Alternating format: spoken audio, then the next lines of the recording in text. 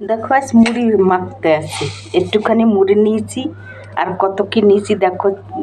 চানাচুর নিয়েছি, পেঁয়াজ কেটে নিয়েছি, এখানে ছোলা ভাজা নিয়েছি, ভাজা মশলার গুঁড়া, এখানে দেখো একটু মটরশুঁটি নিয়েছি। আজ তোমাদের নতুন একটা মুড়ি মাখা দেখাচ্ছি, মটরশুঁটি দিয়ে মুড়ি মাখবো, তার জন্য একটু মটরশুঁটি নিয়েছি, ধনে পাতা কেটে নিয়েছি, কাঁচা লঙ্কা, তারপরে লেবু নিয়েছি।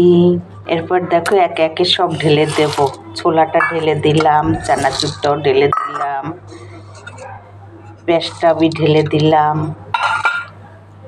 তারপরে দিয়ে দেবো এখানে সব কেটে রাখি, সব ঢেলে দিয়ে দিলাম। এরপর দেখো ভাজা মশলার গুঁড়াটা আমি দিয়ে দিলাম, একটু দিয়ে দেবো চাট মশলা, খুব ভালো হবে খেতে।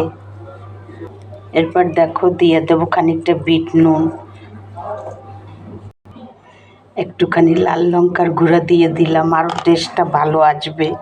দিয়ে দেবো খাঁটি সর্ষের তেল, আরও সুস্বাদু হবে। এরপরে দিয়ে দেবো অর্ধেক লেবু নিগড়াইয়া। এরপর দেখো আমি সুন্দর করে এটাকে মেখে নেব। দেখো আমার মুড়ি মাখা হচ্ছে, তোমরা চাইলে এতে টমেটো দিতে পারো, শসা দিতে পারো, আমি দিই না। মুড়িটা তাহলে সেতাইয়ে যাবে, ভালো হবে না খেতে। এরম একবার তোমরা মেখে খেয়ে দেবে, খুবই সুস্বাদু হয়।